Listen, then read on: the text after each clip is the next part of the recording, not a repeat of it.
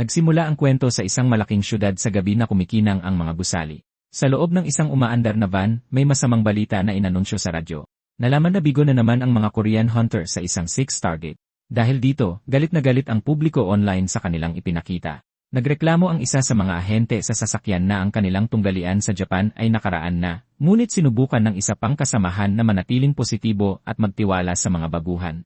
Pagkatapos ay bumaling siya kay Seoyol, ang pinuno ng rescue department.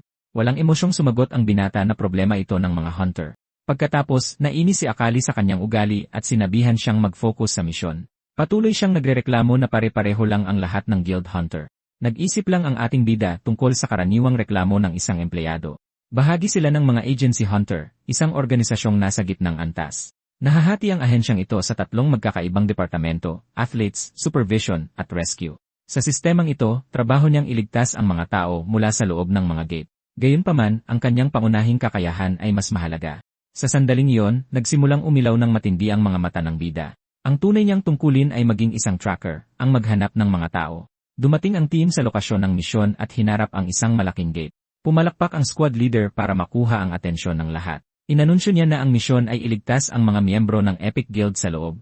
Bigla, isang matandang lalaking may puting buhok ang lumapit at kinausap sila. Nainis ang bida sa paraan ng pagsasalita ng matanda sa kanila. Ang lalaking ito ay si Baek John-won, isang executive mula sa malaking guild na Overcross. Kilala siya sa pamimilit sa mga partner guild na pumasok sa mga gate. Walang pakialam ang matanda sa mga buhay basta't mapagkakakitaan niya ito. Sinubukang baliwalain ng rescue team ang lalaki, sinasabing nagmamadali sila. Nag-alok si Baek ng tulong mula sa kanyang guild para sa misyon, pero kinumpronta siya ni Seoyol at sinabing kasalanan niya ang buong gulo. Sinabi ng ating bida na hindi nila kailangan ng tulong at ayusin nila ang sarili nilang problema. Sinabi lang ng executive, sayang naman, habang pumapasok ang team sa gate. Sa labas, ngumisi ng masama ang executive habang pinapanood silang umalis. Ngayon sa loob ng gate sa isang gubat, isang babae ang desperadong sumisigaw ng tulong. Sinusubukang pagalingin ng dalaga ang isang sugatang kasama habang sinasabing parating na ang rescue team, ngunit 2 dambuhalang halimaw ang lumapit mula sa likuran habang nagmamakaawa siyang mabuhay ito. Lumingon ang babae at tuluyang natakot sa nakita. Itinaas ng isa sa mga nilalang ang kuko nito para saktan ang walang kalaban-laban na dalaga. Dahil dito, ipinikit na lang niya ang kanyang mga mata habang hinihintay ang kanyang tiyak na katapusan. Bigla, may dumaang malabo at may isang bagay na mabilis na itinapon sa malayo. Iniligtas ng isa sa mga miyembro ng rescue team ang babae sa huling segundo. Pagkatapos ay pumwesto siya sa harap nito para protektahan siya sa iba pang panganib. Sunod, lumapit ang ating bida at tinanong kung ayos lang siya. Ngumiti ang binata at inanunsyo na sa wakas ay dumating na ang rescue team. Sa sandaling iyon, isinigaw ng manager ng squad ang pangalan ng ating bida. Nagbabala siya na sarado ang daan at kailangan nilang humanap ng ibang labasan. Pagkatapos ay ginamit ng bida ang kanyang kakayahan at nagsimulang umilaw ang kanyang mga mata. Ang kanyang silent wave technique ay nagpapahintulot sa kanya na imapa ang buong paligid. Sa pamamagitan ng pag-focus sa tunog, nakikita niya ang istruktura ng dungeon sa pamamagitan ng mga alingaungaw. Gamit ito, namapa niya ang daan at maging ang mga halimaw dito. Inilalantad ng kakayahan ang kumpletong mapa ng buong dungeon. Dahil dito, nakahanap ang binata ng alternatibong daan palabas. Sinabihan niya ang manager na nakahanap siya ng daan at pinuri siya ng leader. Pagkatapos ay binuhat ang babae ng isa sa mga miyembro para makatakas sila. Ang buong team ay nagsimulang tumakbo patungo sa bagong natuklasang daan palabas. Nagtanong ang nailigtas na babae kung ito ba talaga ang tamang daan. Sinabi ng isa sa mga ahente na kahit drunk lang ang tracker, ang kanyang mga kakayahan ay pinakamagaling sa bansa, kaya walang dapat ikabahala. Sinabi niya ito nang may malaking kumpiyansa, pero isang halimaw ang lumitaw sa kanilang harapan. Gayunpaman, isa pang hunter ang lumitaw at winasak ang nilalang sa isang atake lang. Nagsimulang pagpawisan ng may kaba ang manager, tinatanong kung ligtas ba talaga ang ruta. Puno ng mga ghoul ang daan at ngayon ay napapaligiran na ang team. Ipinagtanggol ng rescue team ang kanilang sarili mula sa walang tigil na pag-atake ng mga halimaw. Pinoprotektahan ng isa sa mga ahente ang babae habang naghahanda para sa laban. Napagtanto ng ating bida na ang daan ay talagang patungo sa labasan. Gayunpaman, napansin niya na alam din ng mga halimaw kung saan sila pupunta. Naniniwala siyang isang necromancer ang nasa likod ng lahat na kumokontrol sa mga halimaw. Gumana ang kanyang sixth sense at nakumpirma niyang may kumokontrol sa mga ghoul. Bigla, isang tungkod ang tumama sa lupa at nagpa-activate ng isang malaking bitag. Isang malaking magic circle ang biglang lumitaw at binitag ang buong team. Nataranta ang manager at nagtaka kung ano ang lilang bagay na yon. Desperadong sumigaw ang isa sa kanyang mga kasama na isa itong malakas na spell. Patuloy siyang sumisigaw na lumabas ang lahat sa Magic Circle ng mabilis, ngunit pinapanood lahat ng misteryosong spellcaster mula sa malayo. Pagkatapos ay nagsimulang maapektuhan ng spell ang bilis ng lahat ng hunter. Sinabi ng manager sa bida na kalimutan na siya at tumakbo para iligtas ang sarili. Sa sandaling iyon, tinamaan siya ng isang atake at hindi makagalaw. Ang squad leader ay hinila pa atras ng mahiwagang salamangka. Pagkatapos ay lumundag pasulong ang ating bida para subukang iligtas ang kanyang kasama. Limitado rin ang bilis ng kanyang paggalaw dahil sa salamangka sa lugar. Pagkatapos ay nangako siyang ilalabas niya ito doon anuman ang mangyari, ngunit sumigaw ang manager na huwag na siyang lumapit pa. Inutusan niya ang binata na isama ang iba at umalis doon sa lalong madaling panahon.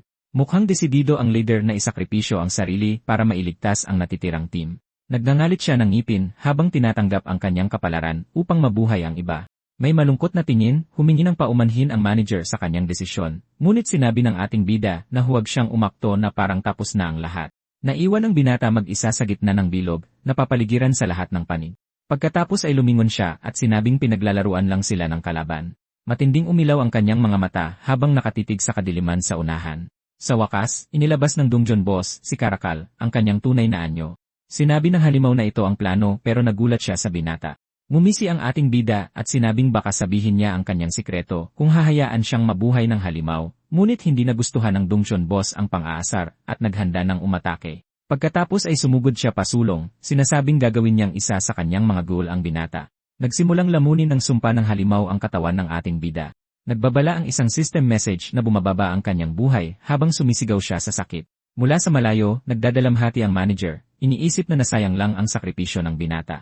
Naalala niya kung paano pera lang ang mahalaga sa mga guild hunter. Mga imahe ng isang talunang halimaw ang dumaan sa kanyang isipan, nagpapaalala sa kanya ng nakaraan. Naalala niya ang bayaning nagligtas sa kanya noong bata pa lamang siya. Humingi ng paumanhin ang misteryosong hunter dahil hindi niya nailigtas ang lahat. Umiyak ang lalaking iyon sa kanyang harapan, tinatangisan ang mga nawala sa labanan. Sa sandaling iyon, nagpa siya ang bata na gusto niyang maging katulad ng agency hunter na iyon. Kaya naman sumigaw siya na hindi siya maaaring matalo dito at ginamit ang lahat ng kanyang kakayahan. Gamit ang kanyang mga kapangyarihan, sinimulan niyang muling imapa ang buong dungeon. Kumalat ang kanyang alon ng enerhiya sa buong templo sa paghahanap ng labasan. Desperado siyang naghahanap ng kahit anong maaaring maging pagkakataon para baliktarin ang sitwasyon. Pagkatapos ay nakahanap ang kanyang kakayahan ng isang pasilyo na may estatwa ng isang kakaibang nilalang. Bigla, nagliwanag ang kanyang mga mata nang makakita siya ng isang napakakakaibang bagay sa lugar. Nagtataka siya kung bakit ang partikular na monumento lang na iyon ang kumikinang. Nagsimulang kuminang ng maliwanag ang mga simbolo sa bato na nakuha ang kanyang atensyon. Isang bagong mensahe mula sa system ang lumitaw na nagsasabing na-access niya ang isang secret class. Napansin ng dungeon boss na lumalaban pa rin ang binata hanggang sa huli. Kaya sumugod ang halimaw na may layuning tapusin ang paghihirap ng lalaki.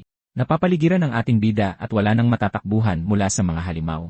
Tinanong siya ng system kung gusto niyang magpalit sa Labyrinth Architect class. Samantala, nagawang sirain ng isa sa mga nilalang ang monumento sa isang hampas lang. Isa pang ghoul ang sumugod para bigyan ng panghuling suntok ang walang kalaban-laban na bida. Dahil sa mga matang puno ng galit, napagtanto ng binata na wala na siyang mawawala. Kaya sumigaw siya ng buong lakas na tinatanggap niya ang pagpapalit ng class. Tinanggap ang misyon ng pagpapalit ng class habang malapit ng tamaan siya ng halimaw. Bigla, inanunsyo ng system na magsisimula na ang tutorial para sa bagong class. Ang mundo sa paligid ng bida ay nagsimulang mag-transform sa mga data cube. Tumingin ang halimaw sa sarili nitong paa, nagulat sa kakaibang pagbabago. Sumigaw sa pagkalito ang dungeon boss, hindi maintindihan kung ano ang nangyayari. Pagkatapos ay lumingon siya at napagtanto na ang ating bida ay naglaho na parang bula. Nasa ibang lugar na ngayon ang binata at lumitaw ang kanyang character sheet. Napansin niyang wala na ang dati niyang class at nagtaka kung siya ba ay muling nagising. Pagkatapos ay tumingin-tingin ang binata para alamin kung saan siya napunta. Napagpasyahan niya na ang lugar na ito ay malamang ang tutorial zone ng system. Pagkatapos ay isang bagong screen na may impormasyon ang lumitaw sa harap ng ating bida. Ang misyon ay talunin ang 20 ghoul sa loob ng 24 na oras gamit ang map function. Naiintindihan niya ang karamihan sa misyon, ngunit hindi niya alam kung ano ang map function. Bigla, isang holographic na mapa ang lumitaw sa harap niya na ikinagulat niya. Pinagmasdan ng binata ang 3-dimensional na mapa at nalamang madali itong basahin. Ang berdeng tuldok sa gitna ng mapa ay kumakatawan sa kanyang kasalukuyang lokasyon.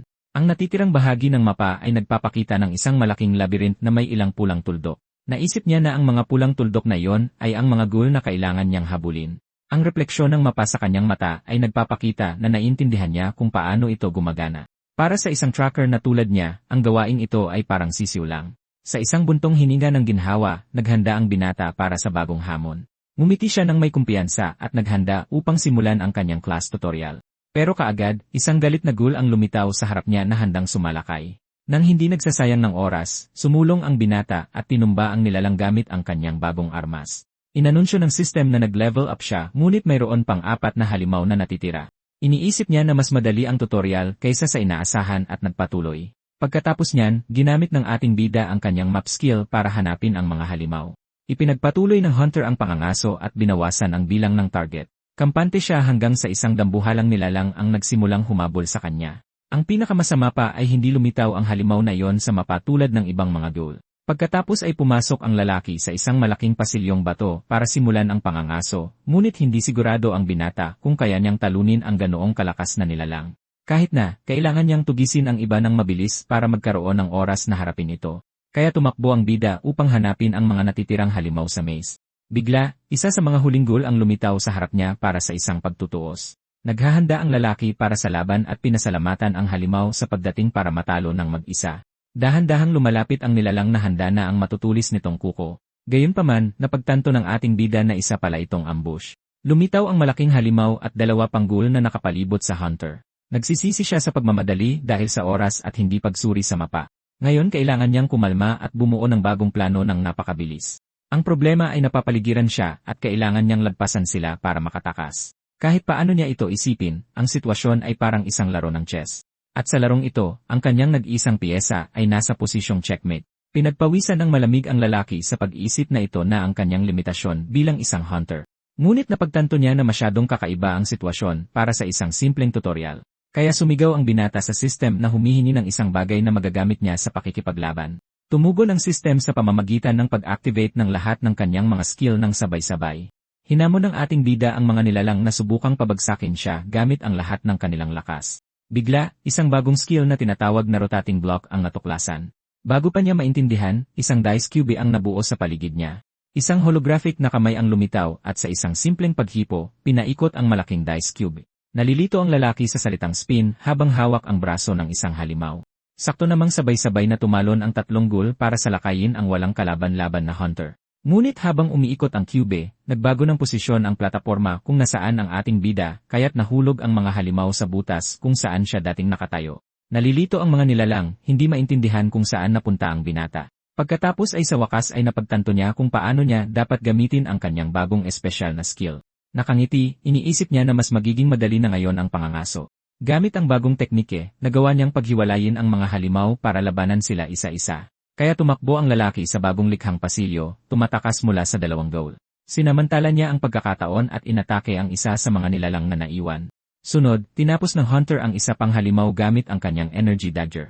Ang huling ghoul ay lubos na nagalit at nagliwanag na pula ang katawan nito. Pagkatapos ay desperadong tumakbo ang nilalang sa mga pasilyo ng malaking maze. Inactivate muli ng ating bida ang kanyang skill para baguhin ang battle scenery. Tumilapon ang halimaw sa pader dahil sa lakas ng pag-ikot ng dice cube.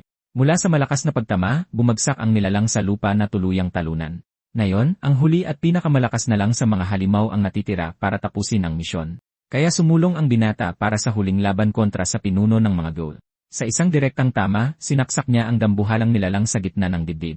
Umungol sa sakit ang halimaw pero mukhang hindi ito basta-basta susuko sa laban. Nagawa ng nilalang na hawakan ng napakahigpit ang braso ng lalaki at ayaw nitong bumitaw. Sa kabila ng sakit, hindi na tinag ang binata at nanatiling matatag sa kanyang huling atake. Sinabi niya sa halimaw na hindi siya nagpunta sa malayo para lang matalo. Habang kumikinang ang kanyang mata, isang malakas na gintong enerhiya ang nagsimulang dumaloy mula sa kanyang mata ng may matinding lakas. Gamit ang lahat ng kanyang lakas, pinabagsak niya ang huling halimaw sa isang malakas na hampas. Pagkatapos ay inanunsyo ng system na natapos na ang tutorial at napalitan na ang kanyang class. Pabalik sa totoong mundo sa isang maulang kalye, may sumisigaw para sa section chief. Sinusubukan ng rescue team na bumalik sa portal ngunit pinigilan sila ng mga ahente. Isa sa mga miyembro ang kinakabahang sumigaw na bigla na lang nawala ang portal. Pagkatapos ay lumitaw siya na kumakain ng ice cream at nagtanong kung ano ang problema. Lumapit ang ating bida na may payong at tinanong kung bakit sila galit na galit. Gulat na gulat ang kanyang mga kasamahan at itinuro siya, hindi makapaniwala sa kanilang nakikita. Ngumiti ang lalaki at sinabihan silang kumuha ng ice cream at umuwi na. Makalipas ang ilang panahon sa isang normal na araw, payapang naglalakad ang mga tao sa syudad. Pagkatapos ay lumikha ang system ng bagong skill na tinatawag na sphere para sa ating bida. Sinubukan niya ang bagong teknike na nagsisilbing pang-trap ng mga kalaban sa isang maze. Nagbabala ang mensahe na maaaring lumakas ang mga kalaban kung makatakas sila. Dahil hindi nakikita ang sphere, iniisip niya na magiging madaling itrap ang mga kalaban. Ngunit para mabuhay, kailangan niyang punuin ang kanyang maze ng malalakas na halimaw. Ang tanging paraan para magawa ito ay sa pamamagitan ng pagtalo sa mga kalaban at pag-activate ng Maze King. Sa huli, napagtanto niya na kailangan din niyang maging mas malakas. Bigla na lang, isang babae ang gumulat sa kanya at nagtanong kung ano ang iniisip niya. Inalok ng dalagang si Yeonhee ng mansanas ang lalaki habang nakakabawi ito sa gulat. Ipinaliwanag niya na dinadala niya ang prutas sa kanyang ina nang matagpuan niya ito roon. Nagulat siya sa dami at sinabi nitong regalo ito mula sa mga kapitbahay. Pagkatapos ay naglakad silang dalawa at tinanong niya kung kamusta na ang pag-aaral nito. Ang babae ay nalungkot at nawala ng gana ng pag-usapan ang kanyang pag-aaral. Sumagot siya na laging ganoon lang naman sa eskwelahan at nagtanong kung totoo ba yon. Sakto naman, isang desperadong babae ang sumisigaw na humihiling na makapasok sa isang gusali. Pinipigilan siya ng mga pulis habang nagmamakaawa siyang iligtas ang kanyang anak na babae. Sabi ng babae, nasa loob pa rin ng hotel room ang bata na nakakordon. Walang nakikitang apoy ang ating bida at naghinala ng isang dungeon break. Nangyayari ito kapag ang isang portal ay naiwang bukas ng masyadong matagal at nakakatakas ang mga halimaw. Pagkatapos ay humingi siya ng paumanhin sa babae at ibinalik ang mga mansanas para hawakan ito. Sinabi ng lalaki na kailangan niyang pumunta sa trabaho para sa rescue department. Sinusubukan ng mga pulis na kontrolin ang sitwasyon at ilikas ang lugar ng insidente. Sinubukan ng isa sa mga opisyal na pigilan ang ating bida sa pagtawid sa caution tape, ngunit ipinakita ng binata ang kanyang mula sa SEAL Rescue Department. Nakilala siya ng opisyal, ngunit sinabi ng lalaki na mauuna siyang pumasok sa team. Sinubukan siyang pigilan ng opisyal, sumisigaw na hindi niya ito kayang gawin mag-isa. Nagbabala siya na ang hotel ay pinamumugaran ng napakadelikadong mga Red Goblin. Ngunit sinabi ng ating bida na yon mismo ang dahilan kung bakit kailangan niyang pumasok agad. Ipinaalala ng lalaki sa opisyal na sinabi ng desperadong ina na mayroong bata sa loob. At dahil hindi pa dumarating ang mga guild hunter, siya lang ang makakatulong. May tiwalang tingin, sinabi niyang ayos lang dahil hindi siya nag-iisa. Pagkatapos ay pumasok siya sa hotel na iniisip na ang Hanhole Guild dapat ang bahala sa lugar. Pero ang totoo ay walang pakialam ang mga guild sa mga portal na hindi kumikita. At dahil sa kasakiman na ito, ang mga dungeon break ay nauwi sa mga trahedya. Pagkatapos ay ipinapakita ng mapa na hindi tulad ng ibang mga halimaw, ang isang iyon ay mag-isang gumagalaw. Pero hindi sigurado ang binata kung kaya niyang talunin ang ganoon. Kahit na, kailangan niyang tugisin ang iba ng mabilis para magkaroon. Kaya tumakbo ang bida para hanapin ang natitirang mga halimaw sa. Bigla, isa sa mga huling ghoul ang lumitaw sa harap niya para sa isang laban. Naghahanda ang lalaki para sa laban at nagpasalamat sa halimaw sa pagpapakita nito. Dahan-dahang lumalapit ang nilalang gamit ang matutulis nitong kuko sa pula, subalit, napagtanto ng ating bida na isa pala itong tambang. Lumitaw ang malaking halimaw at dalawa pang ghoul na pumapalibot sa hunter. Nagsisisi siya sa pagmamadali dahil sa oras at hindi pagsuri sa mapa. Ang mga nilalang ay nakulong na ngayon sa kanyang maze kasama ang mga halimaw mula sa tutorial. Habang nakangiti, sinabi niya na magsisimula na ang totoong palabas. Sa loob ng maze, isang Red Goblin ang tumatakbo sa unahan ng isa sa mga tutorial monster. Ang species na ito ay karaniwang gumagalaw ng sama-sama at hindi gaanong naiiba sa isang normal na goblin. Gayunpaman, mayroong isang malaki at mahalagang pagkakaiba sa pagitan ng dalawang nilalang. Ang pangunahing katangian ng lahing ito ay ang matalino nilang pangangaso.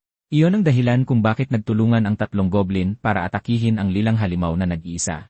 Ngunit hindi hahayaan ng ating bida na mangyari iyon at ginamit ang kapangyarihan ng maze. Bigla, isang berdeng pader ng enerhiya ang lumitaw at inihagis ang halimaw sa malayo. Ang mga goblin ay tumama sa pader nang hindi nauunawaan ang anumang bagay.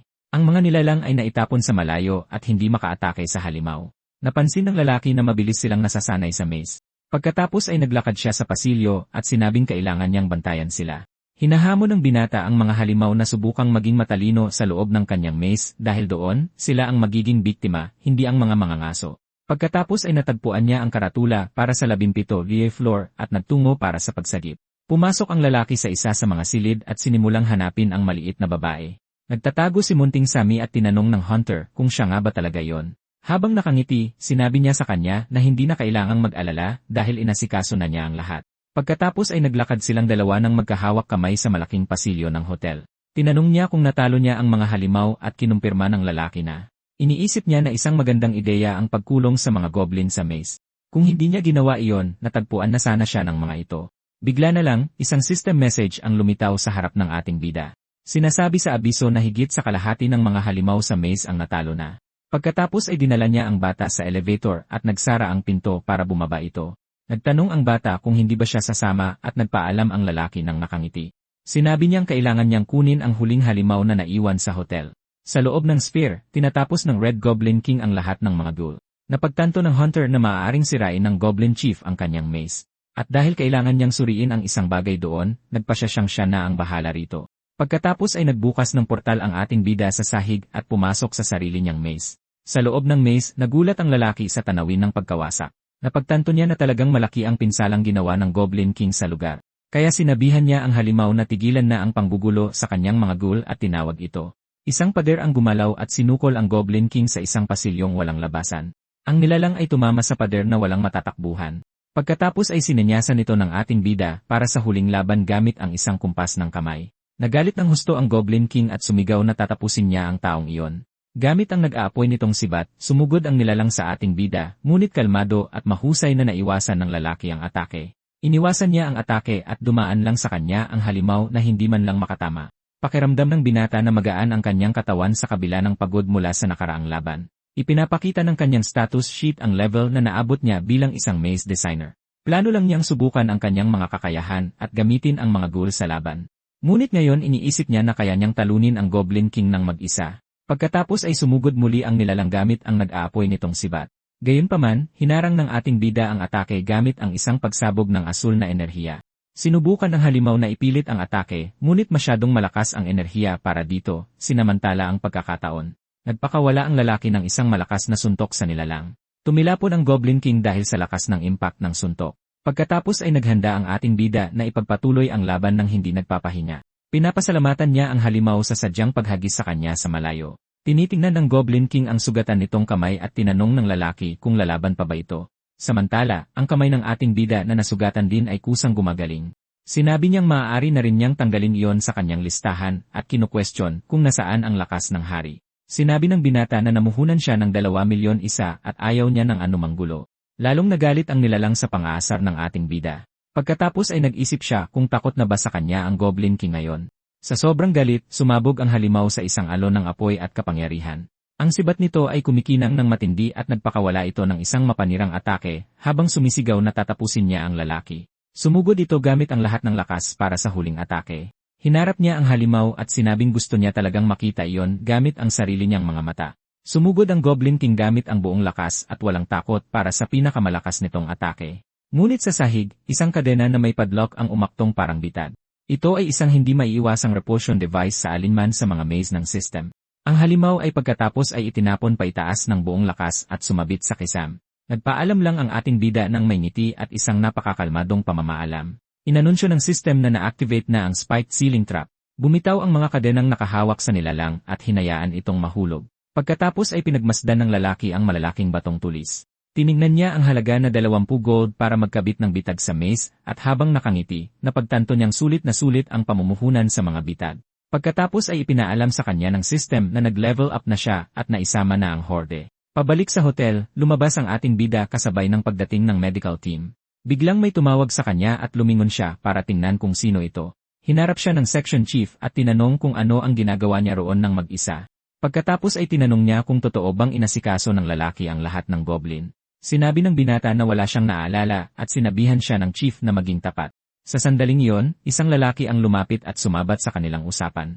Ipinakilala niya ang kanyang sarili bilang si Kwon Sung, Suon, ang section chief ng Hanwol Guild. Natahimik ang ating bida at ang kanyang chief at pinanood lamang ang lalaki. Taos-pusong nagpasalamat ang bagong dating sa kanilang kooperasyon sa Dungeon Break. Pagkatapos ay lumapit siya at nagsimulang magsalita tungkol sa totoong dahilan kung bakit siya naroroon. Hiniling ng Guildmaster na iwasan nilang magbigay ng panayam sa mga reporter. Ayaw ng kanyang guild na kumalat ang kwento at magdulot ng problema para sa kanila. Nag-alok siya ng sponsorship kapalit ng tulong at pangunawa ng mga hunter.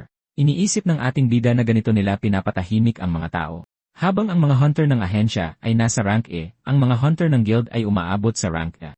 Iyon ang dahilan kung bakit mas nagtitiwala ang mga tao sa mga guild hunter para protektahan sila. Ang pagsasamantala sa tiwalang iyon ang pinakakinagagalit ng ating bida. Pagkatapos ay kinamayan niya ang guildmaster at sinabing naintindihan niya ang sitwasyon. Iniisip ng lalaki na wala siyang balak na palalain ang mga bagay-bagay o gusto man ng atensyon. Ngunit habang nakangiti, napagtanto niyang hindi niya maaaring hayaang magtapos ang mga bagay ng ganito. Pagkatapos ay hinawakan niya ang braso ng lalaki, at sinabing kaya niyang linisin ang gulo ng guild.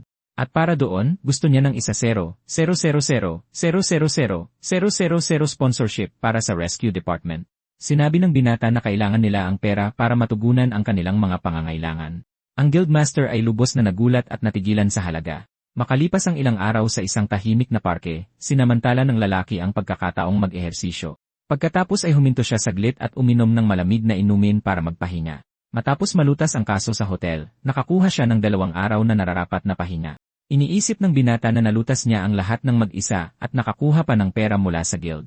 Pero ang tanging problema ay nakatitig sa kanya ang kanyang mga katrabaho. Iniisip niya na kung kakalat ang balita tungkol sa kanyang muling paggising, magiging problema ito. Kaya sa ngayon, nagpa siya ang hunter na mag-focus lamang sa pamamahala ng kanyang maze. Ang unang bagay ay ayusin ang mga pader at buhayin muli ang mga halimaw sa loob. Ang problema ay napakamahal ng kabuang gastos na 53 gold. Ngunit dahil nakaipon na siya ng 80 gold, nagpa siya ang lalaki na gawin ang pamumuhunan. Nang matapos ang pagkukumpuni, naghanda siya para sa susunod na hakbang ng kanyang plano. Biglang tumunog ang kanyang telepono at nagtaka siya kung sino ang tumatawag sa kanyang araw ng pahinga. Sinagot ng binata at sinabi sa kausap na diretsuhin na siya dahil nagbabakasyon siya. Sa kabilang linya, sinabi ng isang boses na mabutit day off niya ngayon. Hiniling sa kanya ng babaeng nagngangalang Lee Jung-ae na hanapin ang isang tao para sa kanya. Natahimik sandali ang ating bida at nagpatuloy siya sa pagsasalita. Pagkatapos ay napagtanto niyang binabaan siya ng lalaki ng telepono. Iniisip niya na baka hindi niya kailangang buhayin muli ang lahat ng halimaw sa maze. Makakatipid ito ng gold at mas mabilis kung papasok lang siya kapag kailangan. Ngunit napagtanto niya na maaaring maging problema ang sabay-sabay na pagbuhay sa kanila.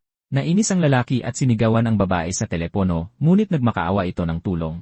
Sinabi ng babae sa kabilang linya na gugustuhin niyang tumulong kapag nalaman niya kung sino ang taong iyon. Pagkatapos ay isiniwalat niya na ang pangalan ng target ay Kang Taizen at nabigla ang binata. Ganoon pa man, inamin niyang gusto niyang makilala ang taong ito kahit isang beses lang. Habang nagniningning ang kanyang mga mata, sinabi niyang madali lang hanapin ang isang taong may ganoong antas. Samantala, sa parehong parke, isang grupo ng mga matatanda ang nagsasaya sa paglalaro. Gumawa ng isang tira ang isa sa mga manlalaro at napasigaw sa gulat ang kanyang kalaban. Nilapitan ng ating bida ang mga matanda at isa sa kanila ay nag-ayang maglaro ulit. Naramdaman ng hunter ang isang malakas na aura at napagtantong mas malakas pa ito sa malapitan. Ang matandang lalaki ay nagniningning na may matinding pulang enerhiya na tanging ang mga awaken lamang ang nagtataglay. Napaisip ang lalaki, iniisip kung iyon ba talaga ang taong hinahanap niya. Pagkatapos ay tinawag siya ng isa sa mga matanda at tinanong kung marunong ba siyang maglaro ng larong iyon. Humingi ng tulong ang lalaki at gustong malaman ang pinakamagandang tira para manalo sa laban. Pagkatapos ay lumapit ang ating bida para magbigay ng payo sa susunod na tira. Biglang na-activate ang kanyang sixth sense at nakaramdam siya ng napipintong panganib. Itinapon ng hunter ang kanyang sarili sa gilid at iniwasan ang isang mabilis at tahimik na atake. Nagulat ang mga matanda nang makita nila ang isang sandata na nakasaksak sa puno sa likuran nila. Sabi ng matandang iyon, kaya niyang baliwalain ang mga lumalapit na may masamang hangarin. Sigurado na ang ating bida na walang saysay ang kanyang mga alalahanin.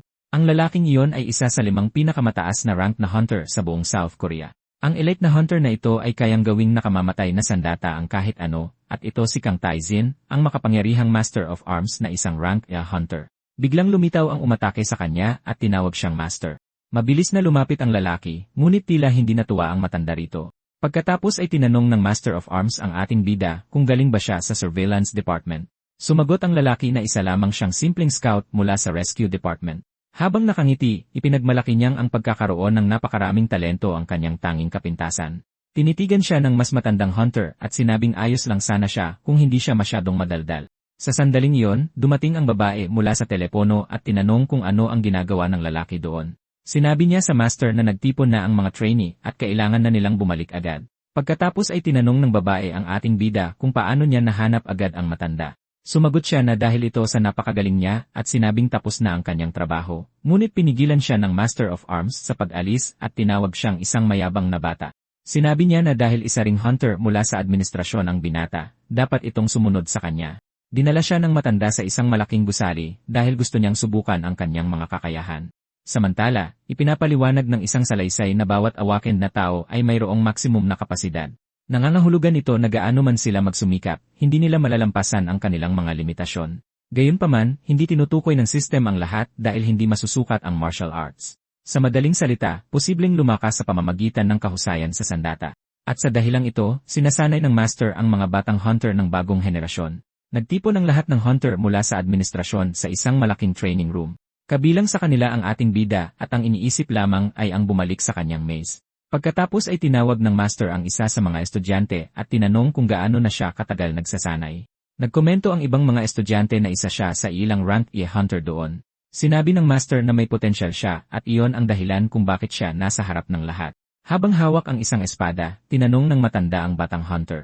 Tinanong niya kung ano ang kailangan upang mahawakan ng tama ang sandata. Sumagot ang estudyante na kailangan mo ng purong lakas at pag-unawa sa iyong mga kakayahan. Natahimik ang Master of Arms at tila hindi gaanong nagustuhan ang sagot. Pagkatapos ay bumaling siya sa ating bida at tinanong siya ng parehong tanong. Sumagot ang lalaki na ang pinakamahalaga ay ang kalooban na humawak ng sandata. Nalito ang ibang mga estudyante at inisip na mas maganda ang sagot ng isa. Tinanong ng matandang hunter kung sigurado ba siya sa ganoong kasimpleng sagot. Kinumpirma niya ng may ngiti at inisip na tulad ng inaasahan, matalino ang rank E. Hinawakan siya ng Master sa braso at sinabing napakayabang niya nga. Pero sa kabila ng lahat, inamin niyang iyon ang tamang sagot sa tanong. Medyo nagulat ang ating bida at nagpasalamat na lang sa Master para sa pagkakataon. Ang matandang hunter ay ngumiti ng malapad at medyo nakakatakot. Nagalit ang isa pang estudyante at sumigaw na hindi niya matanggap na tama ang isang baguhan. Nagtataka ang batang hunter kung bakit parang bata ang kilos ng isa. Sabi ng Master, bibigyan niya silang dalawa ng pagsubok dahil labag ito sa orihinal na plano. Kailangan lang nilang patunayan ang kanilang mga sagot at tinanong ng matanda kung pumapayag sila. Agad na pumayag ang isa pang estudyante, ngunit sinabi ng ating bida na papalagpasin niya at tumanggi. Sabi ng matandang hunter, pipiliin niya ang isa at tinanong kung okay lang ba yon. Pagkatapos ay ibinunyag niya na ang pagpasa sa pagsubok ay nangangahulugang magiging opisyal niyang disipulo. Nagulat ang lalaki sa pagkakataong masanay ng isang rank E na hunter. Iyon na ang pagkakataon para lumakas at makamit ang mataas na posisyon. Ngumiti ang Master at nagtanong kung mas ganado na ba siya ngayon. Sandaling natahimik ang ating bida at inisip ang magandang pagkakataon. Pagkatapos ay ikinuyom niya ang kanyang mga kamao at ipinakitang nagpasya siyang tanggapin ang hamon. Nakangiti niyang sinabi na higit pa sa sapat ang motibasyon ngayon. Gaganapin ang pagsubok doon mismo sa malaking bakanteng training room. Ipinaliwanag ng Master na simple lang ang pagsubok at kailangan nilang gamitin ang skill na itinuro niya. Kung sino ang manalo sa hamon ay magiging disipulo niya at nagharap ang dalawa ng handa. Naisip naman ng ating bida ang isa pang bato na binanggit ng matanda. Naalala niya na tanging mga napakalakas na awakened individuals lang ang makakasira nito. Nalilito ang binata sa skill na sinabi ng Master na itinuro niya. Naghiyawan ang mga manonood na estudyante sa pananabik sa pagsisimula ng pagsubok, ngunit nagpasya siyang mag-focus. Determinado siyang kunin ang natatanging pagkakataong ito. Sinabi ng Master na ipapasa niya ang kanyang skill sa kanila sa sandaling iyon. Nagbabala siya na kung wala silang maramdaman, agad silang babagsak sa pagsubok. Pagkatapos ay inanunsyo ng matandang hunter na sa wakas ay maaari nang magsimula ang pagsubok. Biglang sumabog ang isang malakas na pulang aura mula sa katawan ng Master ng buong lakas. Sobrang tindi ng pressure mula sa aura kaya halos hindi makahinga ang isa pang binata. Pakiramdam niya ay mahihimatay siya anumang oras ngunit sinusubukan niyang labanan ang kapangyarihan. Ang ating bida naman ay nagsimulang magkaroon ng pangitain ng isang kumikinang na asul na sibat. Isang maganda at makapangyarihang sibat ang nagniningning sa ilalim ng liwanag ng buwan sa kanyang pangitain. Ipinaalam sa kanya ng system na nakakuha siya ng bagong skill at nakabisado ang isang teknike. Sabi ng Master, pareho silang may kinakailangang kakayahan at dapat ipagmalaki ito. Ipinaliwanag niya na karaniwan, ang mga tao ay walang nararamdaman o agad na hinihimatay. Nakangiti, naghanda ang matandang hunter na simulan ang susunod na yugto ng pagsubok. Pagkatapos ay lumingon ang Master sa kanilang dalawa at nagtanong kung sino ang unang magpapatunay sa kanilang sarili. Hinawakan naman ng isa pang binata ang kanyang napakalaking espada ng mahigpit gamit ang dalawang kamay. Pinosisyon niya ang kanyang sarili sa harap ng malaking bato na kumikinang na pula. Inanunsyo ng binata na siya ang mauuna at wawasakin niya ang kalooban ng isa. Naghikab lang ang ating bida at sinabing pinaghihinalaan na niya ito mula pa sa simula. Inakusahan siya ng kanyang karibal na nanuhol para makarating sa puntong ito. Pagkatapos ay naghanda siyang patunayan na tama siya sa pamamagitan ng paggamit ng kanyang malaking lakas. Sa isang malakas na hampas, tinamaan niya ng direkta ang energy stone at winasak ito. Nagulat ang mga manonood kung gaano kadali niyang nasira ang bato. Sabi ng Master, nakabisado na ng binata ang swordsmanship ng Dragon King at hindi iyon masama. Lumingon ang matandang hunter at naglakad patungo sa ating bida. Masama ang tingin sa kanya ng isa pang estudyante at inakusahan siyang sinusubukang agawin ang pwesto niya. Ngumiti lang ang ating bida at nagtanong kung paano mabubuhay ang isang tao na palaging nag-ingat. Pinutol ng Master ang pagtatalo at sinabi sa binata na siya na ang susunod. Inamin niya na nainis siya sa tono ng kanyang karibal pero mas malakas ito sa purong lakas. Gayunpaman, ang pagsubok na ito ay hindi tungkol sa lakas kundi sa pagpapatunay ng kanyang sagot. Bukod pa rito, sinabi ng Weapon Master na ang kanyang sagot ang tama. At kahit simple lang ang sagot, iyon ang kanyang paninindigan. Kaya tinanong niya ang kanyang sarili kung ano ang tunay na dahilan kung bakit siya gumagamit ng sandata. Ang sagot doon ay nakatanim na sa kanyang puso mula pa sa simula. Naalala niya na ang kanyang layunin ay maging katulad ng taong nagligtas sa kanya noon. Nais ng binata na maramdaman din ng ibang tao ang parehong pag-asa na naramdaman niya, at iyon ang dahilan kung bakit siya naging isang hunter at gustong lumakas. Determinado ang batang hunter na maging mas makapangyarihan pa kaysa sa ngayon. Sa isang sigaw, inilabas niya ang kanyang bagong skill na tinatawag na Heart Piercer. Lubos na nagulat ang mga manonood sa ipinakitang lakas na yon. Pinapanood ng Weapon Master ang lahat na may seryoso at humahangang itsura. Napanganga ang isa pang binata at nagtaka kung ano yon. Pagkatapos ay lumingon ang bida at humingi ng paumanhin sa kanyang karibal sa gagawin niya. Nakangiti, tinanong niya kung ayos lang ba sa upperclassman na agawin niya ang pwesto nito. Pagkatapos ay ipinaliwanag ng master na ang mga sandata at skill ay mga kasangkapan lamang. Itinuro ang binata, sinabi niyang mula sa araw na ito, siya na ang kanyang disipulo. Napangiti ang ating bida at nagpasalamat sa matanda para sa pagkakataon. Naghiyawan at nagdiwang ang mga estudyante sa resulta ng pagsubok. Nagbago ang eksena at sinabi ng isang boses sa isang babae na dapat siyang nakinig. Sinabunutan ng isang bully ang estudyante at sinabing ito ang nangyayari sa kanya. Nilait siya ng isang blonding babae na nagsasabing nakakalungkot makita ang kanyang kaklase sa ganoong estado. Pagkatapos ay tinanong ng blonding babae kung gusto ba talaga ng isa na tulungan ang kanyang kaibigan. Patuloy niyang sinabi na dapat alam ng dalaga kung sino ang kanyang kinakalaban. Tinitigan siya ng leader ng mga bully na may masama at mapanuksong ngiti. Tinitigan siya pabalik ng estudyante sa sahig na may tingin ng purong pagkamuhi. Inasar siya ng delinkwente na ngayon ay mag-isa na siya at walang kaibigan. Ibunulgar niya na napunta sa ospital ang kanyang kaibigan matapos mahulog mula sa bubong. Nang marinig ito, lalong tumindi ang galit sa mga mata ng babae. Nainis ang bully sa kanyang tingin at sinabing hindi niya ito gusto. Sabi niya, dahil sa tingin na yon ay gusto niya itong saktan at malakas siyang sinipa. Biglang sinabi ng isa sa kanyang mga alipors na sa wakas ay dumating na ang Young Master. Ang tinatawag na master na ito ay isang lalaking may puting buhok na tinatawag na Barrank Hunter. Sinabihan ng leader ng mga bully na bantayan ang babae at huwag hayaang makatakas. Tinawag siya ng lalaking may puting buhok na sumama at nagulat ang delinkwente. Sabi ng lalaking may puting buhok, tinawag niya siya sa isang lugar na walang tao. Nakangiti niyang sinabi na para magsaya sila hanggat gusto nila. Samantala, sa ibang lugar, paalis na sa trabaho sa guild ang ating bida. Binati siya ng isang kasamahan sa pagiging disipulo ng isang rank hunter. Tinanong niya kung sapat na ba ang sibat na pinili ng binata, at kinumpirma ito ng binata. Ang sandatang pinili niya ay ang Spear of Evolution na umaangkop sa gumagamit nito. Nagreklamo siya na lampas na sa oras ng pag-uwi pagkatapos ng napakaraming kaganapan. Sinubukan siyang pigilan ng kanyang kasamahan na pumasok sa isang silid, ngunit madali niya itong itinulak sa tabi. Sa loob, isang babae ang nakikipagtalo sa isang gwardiya dahil gusto niyang makita si Chief Seoyul. Ipinaliwanag niya na naroon siya dahil hindi sinasagot ang kanyang mga tawag sa telepono. Sa sandaling iyon, dumating ang bida at nakilala siya ng babae bilang guild chief. Sumigaw ang ginang ng kanyang pangalan at tinanong ng binata kung may problema ba na mukhang desperado. Hinawakan niya ang kanyang damit at nagsimulang sumigaw para sa kanyang anak na si Yeonhee. Ibinunyag ng babae na ang dalaga ay sa pilitang kinuha ng Yellow Belt Gang. Lubos na nagbago ang ekspresyon ng ating bida nang marinig ang impormasyong iyon. Habang namumula ang kanyang mga mata, tinanong niya kung sino ang kumuha sa kanya. Lumipat ang eksena sa isang gubat at tinanong ng isa sa mga bully kung ligtas doon. Sabi ng leader kaya sila nagdala ng isang Barrank na hunter. Ninisyan niya ang babae at sinabing kailangan nilang subukan kung sino ang mananalo sa isang laban. Sinabihan siya ng delinkwente na huwag mag-alala dahil mahihina ang mga halimaw doon. Tinitigan siya ng masama ng babae na puno ng galit at determinasyon sa isang mabilis na kilos. Pagkatapos ay sinubukan niyang tumakas sa pamamagitan ng pagtakbo sa gubat. Sinabihan ng leader ng mga bully ang hunter na may puting buhok na hulihin siya agad. Lumalabas na isa pang lalaki ang sumubok ding tumakas para maiwasan ang pakikipaglaban. Pero bago pa siya makalayo, may tumapak sa kanyang paa ng buong lakas. Pinatumba siya sa lupa ng hunter na may puting buhok gamit ang isang malakas na sipa. Pagkatapos ay tinapakan niya ang likod ng babae at sinabing walang tutulong sa kanya doon. Bigla, may isang bagay na malaki at matalim ang lumipad patungo sa kanila ng napakabilis. Naramdaman ng hunter ang panganib at nagbabala na may paparating sa kanila. Pagkatapos, isang malakas na pagsabog ng enerhiya ang nagpatalsik sa lahat. Isa sa mga halimaw ang bumagsak sa lupa at natakot ang leader ng mga bully. Sinabihan ng hunter na may puting buhok ang batang amo na tumakbo na agad. Hinarap niya ang panganib na lumabas mula sa gubat ng may seryosong tingin. Bigla, isang kawan ng mga higanteng halimaw na insekto ang lumitaw mula sa kung saan. Samantala, kausap ng ating bida ang isang tao sa telepono at pinasalamatan sila sa pabor. Sabi niya, nalaman niyang ang taong ito ang nagsabi sa kanya kung nasaan ang babae. Sumagot ang kausap sa telepono na tumutugon lang sila sa isang tawag tungkol sa nawawalang tao.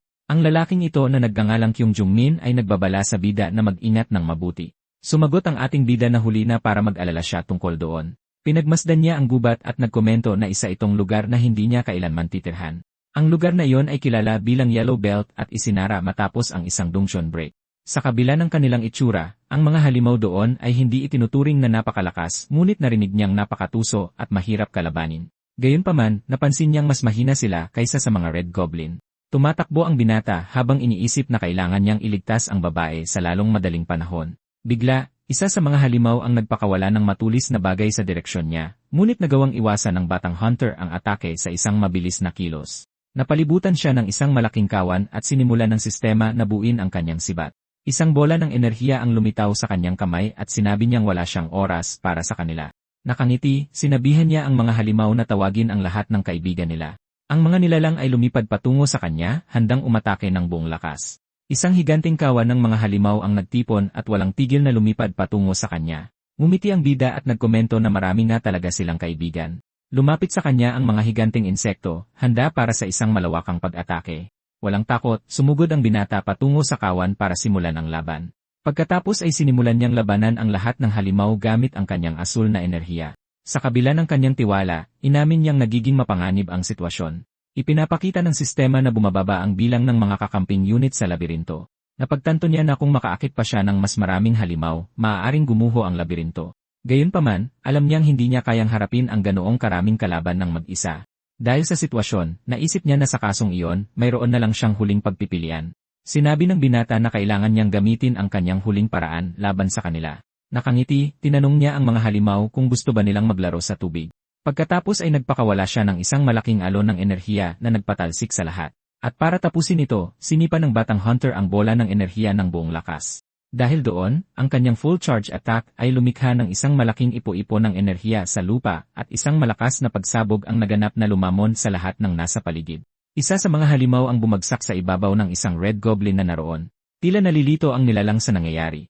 Ang mga higanting insekto ay tinangay ng malakas na agos ng tubig mula sa atake. Ang napakaraming tubig ay tuluyang nagpabaha sa buong labirinto. Marami sa mga nilalang ang natangay at nadala ng lakas ng tubig. Nanghihinayang siya dahil magiging bangungot ang pagpapanumbalik ng labirinto at magastos, pero ikinuyom niya ang kanyang kamao dahil iyon lang ang paraan para manalo. Kahit paano, tahimik na ngayon ang lugar at maaari na siyang magpatuloy mag-isa. Samantala, patuloy na tumatakbo ang mga buli sa gubat na takot na takot. Desperado nilang iniisip kung gaano katagal silang hahabulin ng mga yon. Sinigawan ng leader ang hunter na nagsabing masyadong marami ang mga ito para harapin niya mag-isa. Pinatahimik siya ng buli at tinawag siyang walang silbi. Bigla, isang matalim na talim ang humiwa sa hangin sa kahanga-hangang bilis.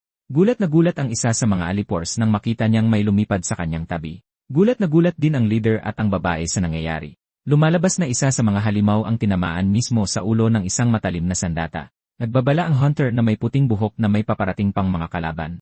Ang leader at ang babae ay nasukol sa gilid ng isang bangin. Dahil sa desperasyon, hinablot niya ang buhok ng babae at sinabihan ang hunter na gumawa ng paraan. Sa sandaling iyon, isang pulang sandata ang tumama sa halimaw na nasa harap nila mismo. Bumagsak ang nilalang sa lupa at natulala ang dalawa sa nasaksihan. Sumigaw ang leader ng mga buli at takot na nagtanong kung sino ang naroon. Isang boses ang sumagot na isa siyang hunter mula sa administrasyon at tinawag siyang paslit. Hinarap ng ating bida ang grupo at tinanong kung sila ba ang kumaladkad sa babae dito. Tiningnan siya ng buli at ng estudyante na takot at nalilito. Habang kumikinang ang kanyang sandata, sumagot siya na isa siyang bureau hunter at tinawag siyang Pung. Inulit niya ang tanong, nais malaman kung sila ang may pananagutan sa lahat ng ito. Sumigaw ang babae sa pangalan niya sa sobrang gulat at ginhawa na makita siya roon. Niyakap niya ito at tinanong kung ayos lang ba siya. Sinabing ito ang unang beses na nakita niya itong umiyak. Nakuha ng delinkwente ang atensyon ng hunter na yumayakap sa kanya.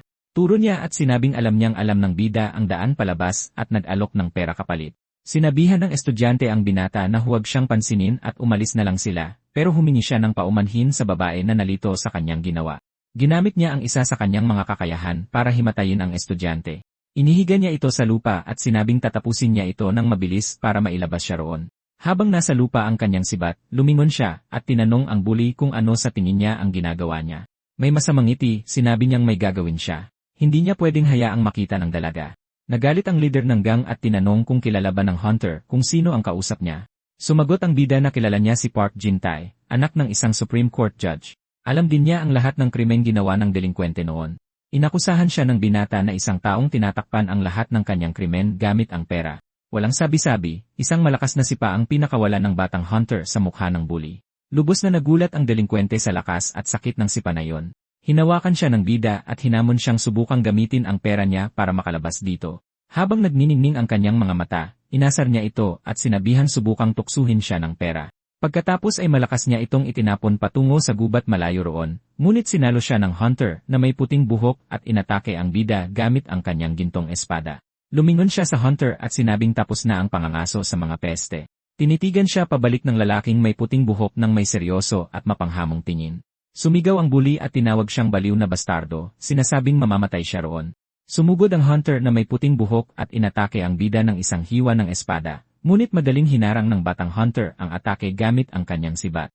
Nagharap ang dalawa habang nagbabanggaan ang kanilang mga sandata ng buong lakas. Sabi niya, tuturuan niya lang sila ng leksyon, pero ngayon malaki na ang nagbago. Seryoso ang mukha, inakusahan niya silang sinusubukang unahin siya. Nagpatuloy ang dalawa sa laban, nagpapalitan ng malalakas at mabilis na suntok. Nagtataka ang puting buhok na Hunter kung bakit siya nalalamangan sa lakas. Kinuwestiyon niya kung Hunter ba talaga ng biro ang binata, pero nagpasya siyang hindi ito mahalaga at inihanda ang kanyang susunod na malakas na atake. Sumugod ang puting buhok na Hunter gamit ang kanyang nag-aapoy na gintong espada. Ang plano niya ay lumapit at tamaan ang bida ng isang nakamamatay na suntok ng malapitan. Gayunpaman, nagawang hawakan ng binata ang pulso ng kalaban sa huling segundo. Nagbabala siya na kung ganoon kalapit ang kalaban, wala na siyang ibang pagpipilian. At dahil doon, isang malakas na suntok ang pinakawala ng batang Hunter sa mukha ng kalaban. Napakalakas ng suntok kaya tumalsik ang puting buhok na Hunter. Sumigaw ang bully at tinanong kung binili niya ba ng pera ang kanyang lisensya bilang Hunter. Nagulat ang ating bida at nagtaka kung rank Hunter ba ang lalaking iyon. Naalala niya na tumaas ng husto ang kanyang stats matapos manghuli ng mga insekto. Doon na pagtanto ng binata na sa wakas ay nalampasan na niya ang isang rank Hunter. May bahagyang ngiti, nakaramdam siya ng kasiyahan sa kanyang paglakas nang makitang talunan ang bodyguard. Nagpasya ang bully na pumulot ng bato mula sa lupa. Pagkatapos ay ibinato niya ang bato at sumigaw kung sino ang tinatawanan ng bida. Walang kahirap-hirap, pinabagsak ng batang Hunter ang bully gamit ang kanyang sibat. Bumagsak ng malakas ang delinkwente at tumama ang mukha sa lupa. Tinanong niya kung nabugbog na ba ng ganoon ang bully dati. Sumigaw ang delinkwente na kung galit ang isang tao, dapat silang magpalakas. Napagtanto ng bida na hindi dapat nabubuhay ang isang tulad niya. Sinabi ng binata na huwag siyang mag-alala dahil hindi niya siya masyadong pahihirapan. Hawak ang walang malay na babae, naghanda siyang umalis. Pagkatapos ay sinabi niyang iwan niya ito para maging hapunan ng mga gutom na hayop. Lumingon ang bully at nakita ang isang nilalang na tumatalon sa kanyang direksyon. Biglang lumitaw ang isang grupo ng mga shadow wolf na may kumikinang nalilang mata. Ganap na napapaligiran, desperado siyang sumisigaw na lumayo ang mga nilalang. Sumisigaw ang bully habang marahas siyang inaatake ng grupo ng mga lobo. Hawak ang babae, umalis ang ating bida at iniwan ang delinkwente. Dito nagtatapos ang pagdukot sa batang si Yeon-hee na naganap sa Yellow Belt. Ibinalik ang babae sa kanyang pamilya at lahat ay umiyak sa ginhawa. Iniulat ng isang kasamahan na nahuli na ang taong responsable sa pagpapasok sa bully. Kumalat ang insidente sa iba't ibang media outlet at naging balita. Nagsara ang kaso sa pagbibitiw ng hukom ng Korte Suprema, ang ama ng bully. Pagkaraan ng ilang panahon, tila bumalik na sa normal ang buhay sa lungsod at sa guild. Nakatanggap ang ating bida ng abiso na may bagong misyon na lumitaw. Ang misyon ay isang extermination at kailangan niyang talunin ang Wasp Queen sa loob ng 30 araw. Naalala niyang nakita ang tinatawag na Wasp Queen nang umalis siya sa Yellow Belt. Ang nilalang ay isang dambuhalang halimaw na insekto at mas malakas kaysa sa iba. Dahil palagi siyang protektado ng ibang mga putakti, hindi siya magiging madaling hulihin. Ngunit may determinadong ngiti, sinabi ng batang Hunter na gusto niya ito para sa kanyang sarili. Alam niya na kung malakas na ang mga normal na putakti, siguradong mas malakas pa ang reyna. Kinabukasan, sinabi niya sa kanyang mga katrabaho na kailangan muna niyang pumunta sa ibang lugar. Pinaalalahanan siya ng isang kasamahan na kailangan niyang tapusin ang kanyang mga papeles bago umalis. Tinitigan lang siya ng binata ng seryoso nang hindi nagsasalita. Pagkatapos ay binaliwala niya lang ang babala at umalis, iniwang mag-isa ang kanyang kasamahan. Iniisip niya na may isang buwan siya para sa misyon at palalawakin ng mga putakti ang kanilang teritoryo. Kaya naman, nagpasya siyang kailangan niyang maging handang-handa para sa laban. Pagdating sa isang templo, sinalubong siya ng sermon dahil sa pagiging huli. Inanyayahan siya ng weapon master at sinabing magsisimula na ang pagsasanay. Ang lugar na iyon ay ang tahanan at lugar ng pagsasanay ng makapangyarihang Master Hunter. Nagulat siya nang malaman na naging direct disciple na siya. Sinabi ng master na huwag siyang ma-pressure dahil may dalawa lang na nakatataas sa kanya. Dinala siya ng matanda sa isang silid kung nasaan ang iba pang mga direct disciple. Sinabi ng isa sa mga estudyante na handa na siya at pinasalamatan siya ng master para sa magandang trabaho. Hinarap ng batang hunter ang isa pang disipulo ng may seryosong tingin. Tahimik siyang pinagmamasdan ng isa pang binata at tumindi ang tensyon sa paligid. Pagkatapos ay isiniwalat ng master ang bagay para sa pagsasanay, ang panga ng isang iron golem. Sinabi niya na ito ang unang nilalang na halos tumalo sa kanya noon. Hawak ang bagay, inanunsyo niyang tapos na ang pagsasanay sa pagkakataong ito.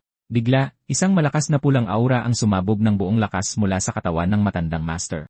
Sa pambihirang lakas, madali niyang nabuksan ang panga ng halimaw. Kahit sa lahat ng kanyang lakas, inamin niyang nananatiling napakatibay ng panga.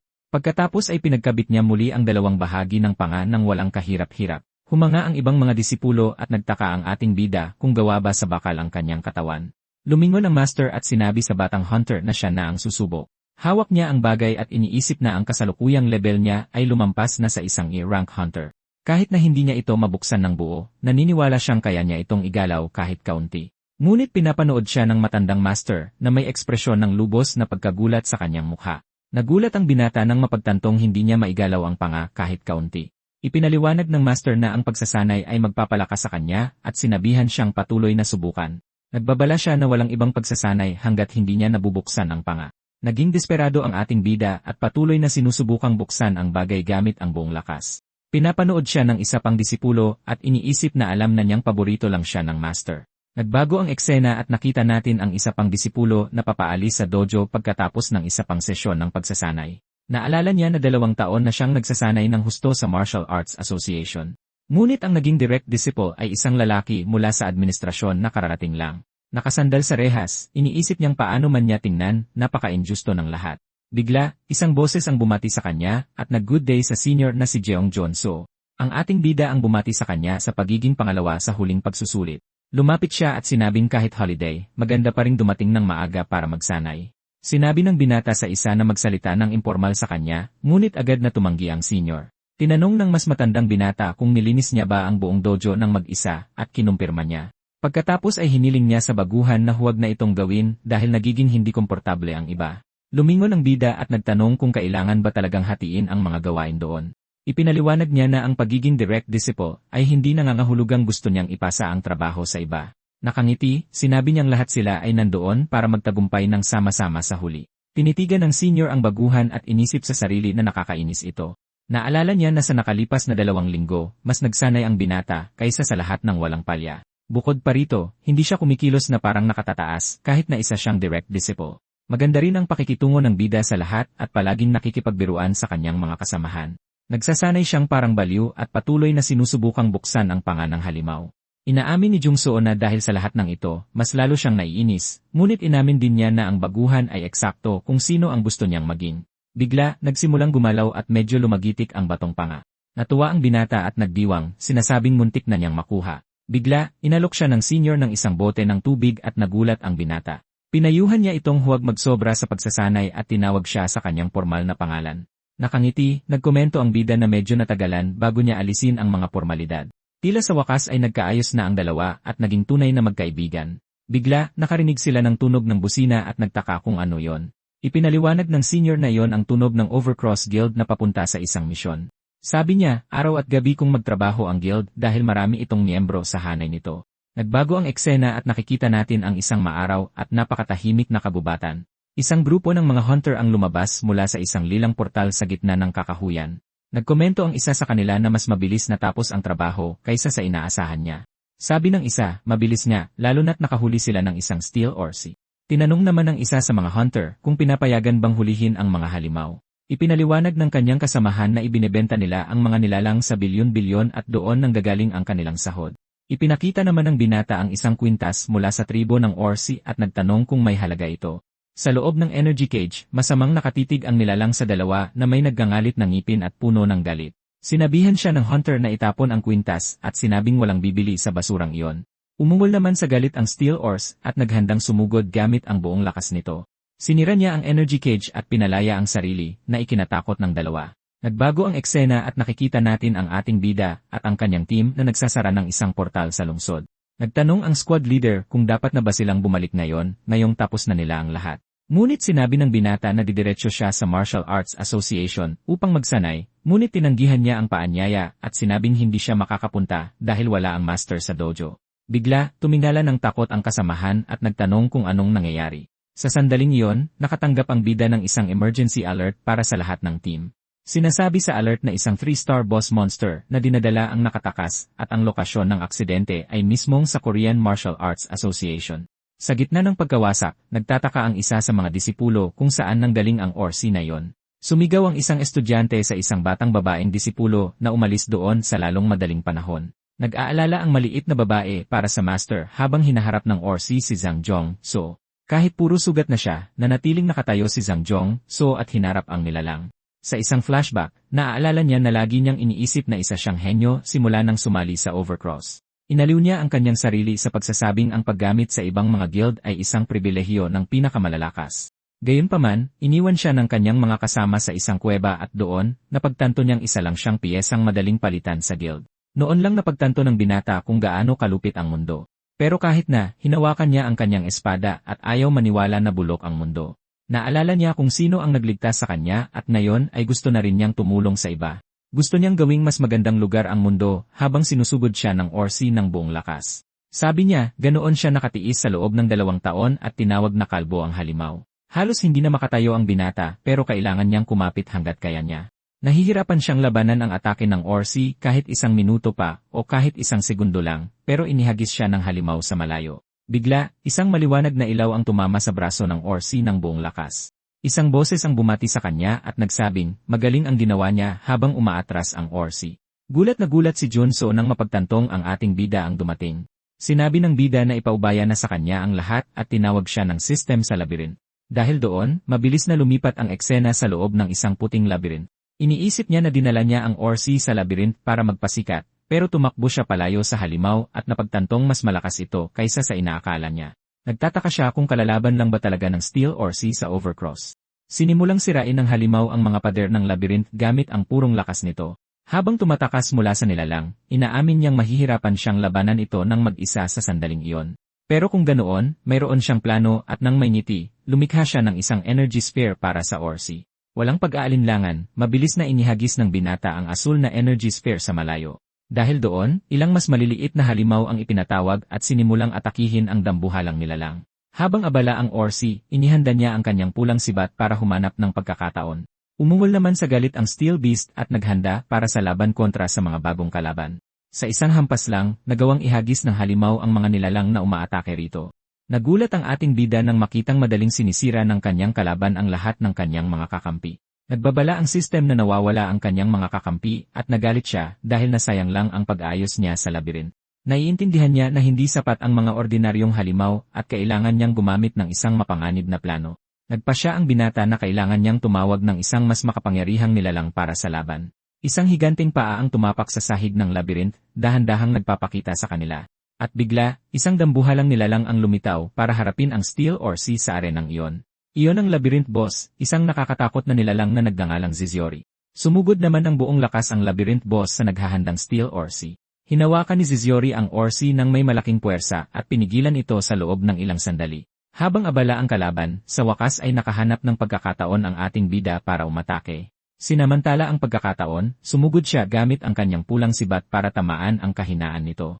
Sumigaw sa sakit ang nilalang habang sabay na inaatake mula sa magkabilang panig. Walang awa, kinagat ng labyrinth boss ang ulo ng Orsi gamit ang matatalas nitong ngipin.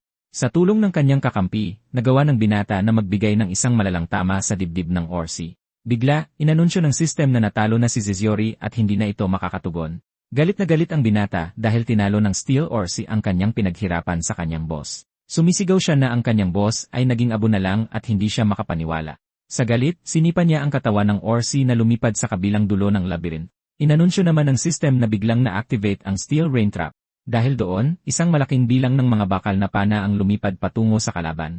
Sapul na sapul ng mga pana ang Orsi, pero nanatili itong nakatayo sa kabila ng lahat ng pinsala. Sinamantala ng bida ang pagkakataon at tinusok ang halimaw gamit ang kanyang sibat ng buong lakas. Habang nagniningning ang kanyang mga mata, sumigaw siya na magbibigay siya ng isa pang hampas para tapusin ito. Dahil sa tama mula sa kisem, sa wakas ay bumagsak ang Orsi sa lupa at tila tapos na ang laban. Ngumiti siya at sinabing nag-install siya ng ilang bitag doon para sa mga emergency. Nang makita ang resulta ng kanyang diskarte, napagtanto ng binata na sulit ang kanyang plano. Bigla, nagbukas ang kanyang combat system ng isang asul na screen sa harap niya na may babala. Sinasabi sa alert na mababa na ang tibay ng labyrinth at maaaring gumuho ito. Iniisip ng binata na magiging napakahirap manalo kung wala ang tulong ng kanyang labyrinth, ngunit biglang gumalaw muli ang katawan ng Orsi sa lupa at nagulat siya. Ang halimaw na akala niya'y natalo na ay nagsimulang tumayo habang kumikinang na pula. Nagpakawala ang nilalang ng isang galit na ungol na mas malakas kaysa dati. Nagbabala ang system na pumasok ang Steel Orsi sa estado ng matinding galit. Sabi ng binata na mapilit ang kalaban at naghandang umalis doon sa pagbubukas ng portal. Sabi niya, tatapusin nila ang labang ito sa labas ng labyrinth. Bumalik ang eksena sa dojo, na lubos na walang laman at tahimik. Nagtataka si Joonso kung saan nagpunta ang ating bida dahil lahat ay pinalikas na. Bigla, isang asul na energy portal ang lumitaw sa courtyard na labis niyang ikinalito. Inilahad niya ang kanyang kamay patungo sa portal na kumikinang ng may matinding liwanag. Naramdaman ng senior ang isang malaking halaga ng mana na nagmumula sa loob ng portal. Sa kanyang pagkagulat, lumabas ang ating bida mula sa portal na nilalabanan pa rin ang Steel Orsi. Ang nilalang na nasa berserk mode ngayon ay tila mas malakas at mas mapanganib kaysa dati. Patuloy na nakikipagpalitan ng suntok ang batang hunter sa dambuhalang halimaw sa gitna ng courtyard ng dojo. Nalilito ang binata, iniisip kung nakakaya ba niyang dumepensa dahil pagod na ang Orsi. Ngunit napagtanto niya na mas malakas ang mga atake ng halimaw at nangangalay ang kanyang mga kalamnan. Gayunpaman, nararamdaman ng batang hunter na iba na rin ang kanyang katawan kaysa dati. Naalala niya na hindi na sayang ang 2 linggong matinding pagsasanay. Kahit pakiramdam niya'y maaaring masira ang kanyang katawan anumang oras, patuloy na bumubulusok ang lakas at higit sa lahat, sa wakas ay nararamdaman na niya ang bunga ng kanyang pagsisikap. Dahil doon, nagliwanag ang kanyang sandata ng matinding pulang enerhiya na handa ng sumalakay. Sumugod ang bida at nagpakawala ng isang malakas na suntok sa mismong mukha ng dambuhalang nilalang. Napadura ang steel monster ng pulang likido dahil sa tindi ng tama. May ngiti ng kumpiyansa, sinabi ng binata na medyo masaya ang laban na ito at hindi na siya nag-aksaya pa ng oras. Muli siyang umatake gamit ang isang mapanirang atake ng enerhiya. Naramdaman ng bakal na nilalang ang sakit ng pangalawang tama, ngunit hindi pa rin sumusuko sa laban. Hinarap ng hunter mula sa Buryu ang kanyang kalaban na may tingin puno ng kumpiyansa at pangungutya. Bigla, nagawang sunggaban ng Orsi ang armas ng binata gamit ang malaki at malakas nitong kamay.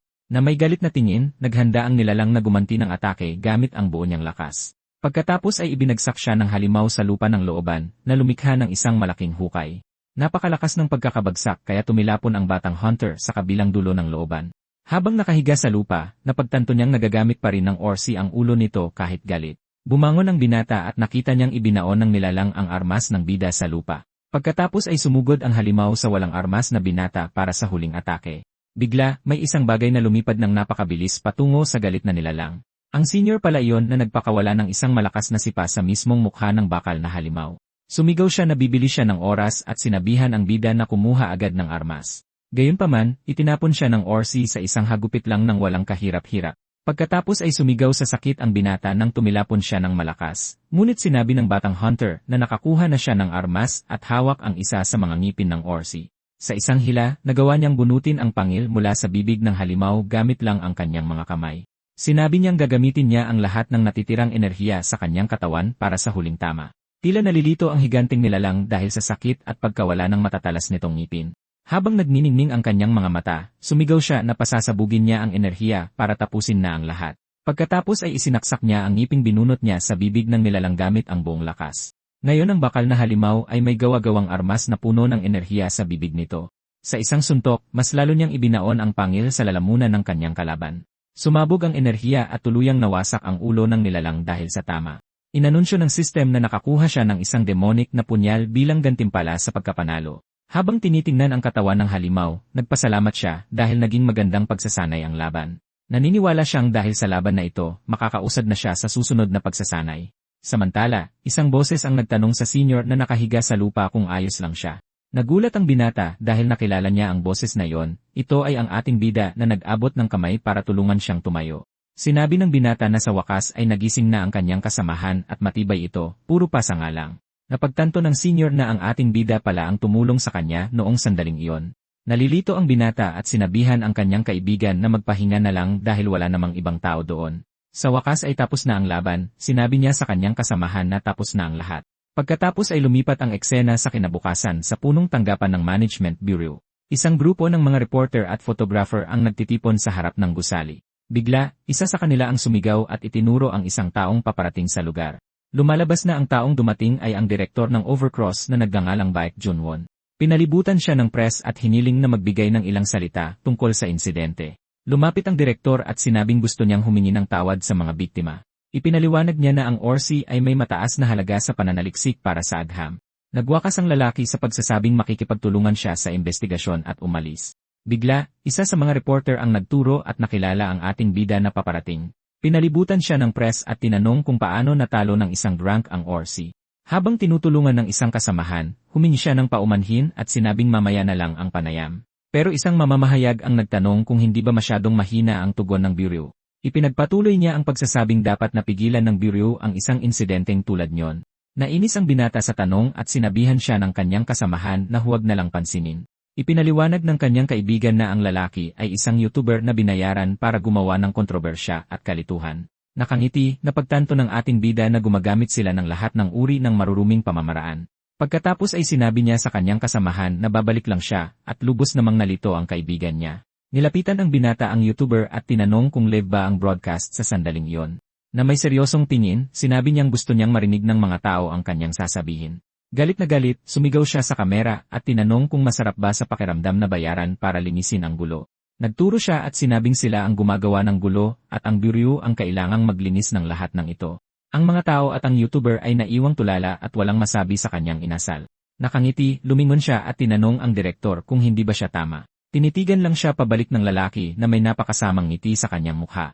Bigla, sinabunutan siya ng kanyang kasamahan at nagsimulang kaladkarin siya palayo. Humingi ng paumanhin ang kaibigan at sinabing hindi maganda ang pakiramdam ng binata habang tumatakas sila mula sa mga tao. Tinanong ng direktor ang kanyang assistant kung iyon ba ang lalaking sumagot sa kanya. Sinabi ng matanda na ang binata ay parang isang batang leon na hindi takot sa tigre at tinitigan siya ng masama habang nagniningning na pula ang kanyang mga mata. Inutusan niya ang kanyang section chief na durugin ang binata. Pagkatapos ay nagbago ang eksena at lumipat sa isang conference room sa loob ng isang gusali. Sa isang screen, ipinapakita ang video ng YouTuber na may salamin na nasa lugar ng pangyayari. Ipinaliwanag ng isang babae na nagpo-post ang media tungkol kay Assistant Manager Yol. Sinabi ng kanyang kaibigan na hindi angkop ang komento, ngunit sobra-sobra naman ang parusa. Nangatwiran siya na ang malaking guild ang may kasalanan at minanipula ang mga video. Sinabi ng isa pang lalaki na hindi mahalaga kung may manipulasyon dahil pinag-uusapan na ito ng lahat. Sinabi ng pinuno ng Surveillance Division, si Hyun Jae-haik, na dapat siyang parusahan. Sumagot ang kasamahan na ang Overcross ang dapat parusahan sa pagkakamali. Nagagalit si Hyun Jae-haik at hinampas ang kanyang kamao sa mesa ng buong lakas. Pagkatapos ay sinigawan niya ang isa pang lalaki at tinanong kung nawala na ba ito sa katinuan. Bigla, isang matandang lalaki ang nagsabi sa kanilang dalawa na itigil na ang pag-aaway. Tinanong niya kung 100% ba ang rescue rate ng ating bida at ito'y nakumpirma.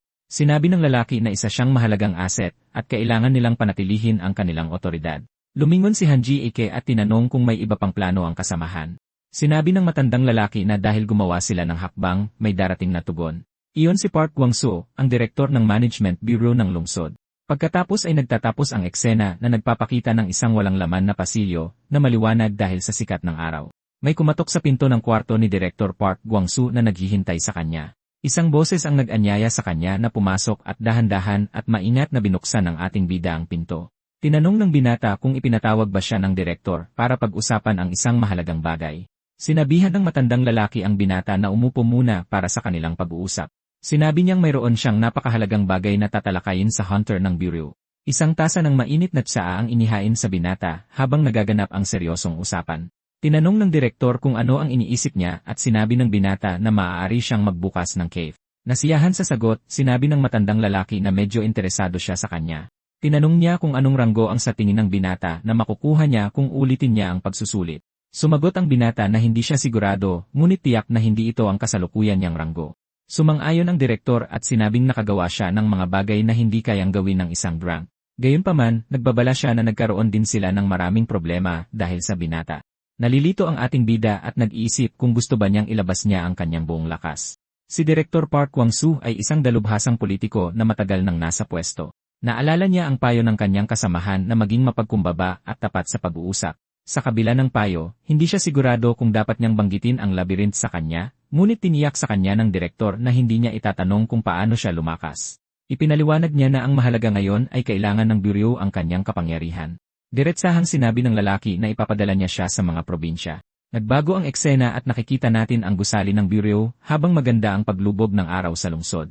Sinabi ni Director Baek na tapos na ang investigasyon at maaari na siyang umalis. Tinanong niya si Chief An kung ano ang iniisip nito tungkol sa ating bida mula sa bureau. Tinanong ng Chief kung bakit siya nag-aalala sa isang simpleng first responder tulad ng binata. Sa isang masamang tingin, sumagot siya na wala nang mas nakakainis pa sa isang insekto sa kanyang paningin. Nagtanong naman ang chief kung iyon ba ang dahilan kung bakit niya ito ipinatapon sa probinsya. Naiinis sa tanong, kinwestiyon ng direktor kung malapit ba silang dalawa. Bigla, nakita nila ang batang hunter sa dulo ng pasilyo ng gusali. Nang marinig ang boses, lumingon ang binata para harapin kung sino ang tumatawag sa kanya. Sabi ng direktor, tadhana silang magkita at narinig na niya ang balita. Ngumiti siya at sinabing pupunta sa probinsya ang binata at nagulat ang chief. Sabi ng binata, hindi pa nga lumalabas ang transfer notice at tinanong kung minamanmanan ba siya ng matanda. Ngumiti siya at sinabi sa direktor na huwag mag-alala dahil 6 na buwan lang naman iyon.